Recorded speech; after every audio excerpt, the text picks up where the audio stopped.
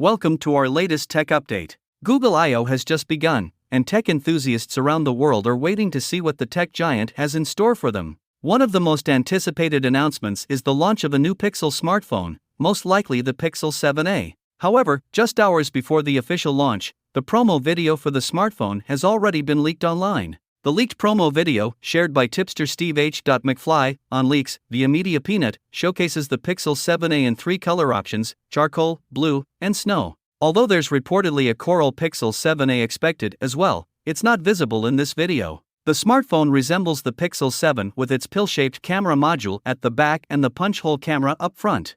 The promo video, in French, highlights the Pixel 7a's camera capabilities in low-light conditions and confirms the presence of a telephoto lens. Interestingly, the Pixel 7a has already started selling on the US marketplace site Swappa, even before its official debut. The smartphone is available in three color options: gray, white, and blue, with 8GB RAM and 128GB storage, priced between $469 to $499. That's all we know about the Pixel 7a for now. Stay tuned for more updates on this exciting new launch.